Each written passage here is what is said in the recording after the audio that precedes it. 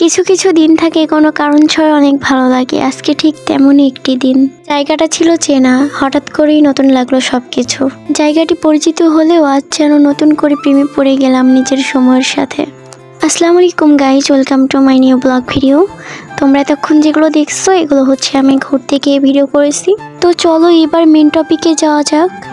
ঘুরতে যাওয়ার জন্য বাইকে উঠে পড়েছি। কি খেলাম, কোথায় গেলাম এবং কি করলাম সবকিছু জানতে হলে ভিডিওটা সম্পূর্ণ দেখতে থাকো। আমরা এখন ঢুকছি নতুন একটি জায়গায়, Riverview cafe and juice bar. এটা আমাদের কুষ্টিয়া জেলা দৌলতপুর উপজেলা ফিলিপনগর আবেদের ঘাটে অবস্থিত। প্রকৃতির কোলে এত সুন্দর পরিবেশ দেখে মনটা অনেক ফ্রেশ লাগছিল। একটু আগে যে ভিডিওটা দেখলেন এটা সন্ধ্যার পরে, আর এই ভিডিওটা সন্ধ্যার আগে, কারণ আমরা সন্ধ্যার একটু আগে গেছিলাম। আমাদের বাসায় ফিরতে ফিরতে সন্ধ্যা হয়ে গেছিল, প্রায় রাত হয়ে গেছিল। জানি না আপনাদের কাছে কেমন লাগছে, তবে আমার কাছে বেশ অনেক ভালো লাগছে।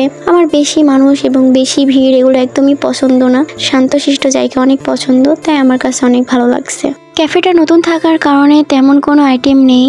আজকে আমি এসেছি আমার দোলা ভাইয়ের সাথে। চটপটি আর ফুচকার অর্ডার দিয়েছি, বসে আছি, অপেক্ষা করছি কখন আসবে।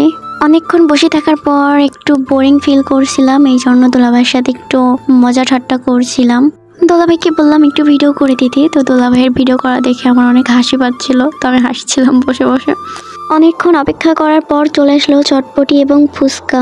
এখানে যেহেতু আমি প্রথমবার এসেছি, তো আর দেরি না করে চলো দেখা যাক এখানকার চটপটি এবং ফুচকার টেস্ট কেমন। আমার কাছে মোটামুটি লেগেছে, অতটা আহামরি কিছু না এবং খারাপও বলা চলে না, আছে মোটামুটি ভালোই। আমাদের খাওয়া দাওয়া শেষ, এখন আমাদের দোলা ভাই আমাদের জন্য স্প্রিট আনতে যাচ্ছে।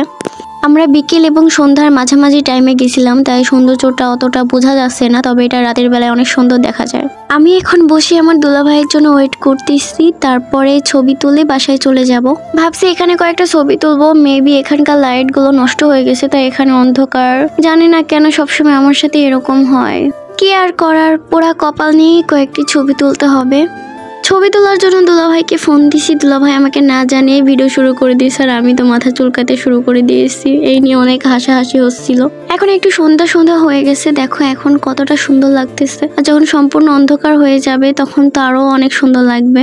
তারপরে এই যে অন্ধকারের মধ্যেই ছবিগুলো তুলেছি অনেক কষ্টে, তা অনেক সুন্দর হয়েছে। জানি না তোমাদের কাছে কেমন লাগছে, তবে আমার কাছে অনেক ভালোই লাগছে। ভিডিও প্রায় শেষের দিকে, তোমরা অবশ্যই কমেন্ট করে জানাবা ভিডিওটা কেমন হয়েছে, ঠিক আছে? অনেক মজার সময় কেটে গেল এক টুকরো হাসির সাথে। এখন ফিরেছি বাসায়। আজকের দিনটা খুব স্পেশাল ছিল, আবারও এমন একটি দিন আসুক খুব তাড়াতাড়ি। আজকের ছোট্ট একটি ভ্রমণ শেষ, দেখা হবে আরো নতুন একটি গল্পে। আপনারা সবাই পাশে থাকবেন। ঘোরাঘুরি শেষ, এবার বাসার পথে। আবার আসা হবে একদিন এই ভালো লাগার টানে। আবারও দেখা হবে নতুন কোনো এক ভিডিওতে। তো সবাই ভালো থাকবে, আল্লাহ হাফেজ।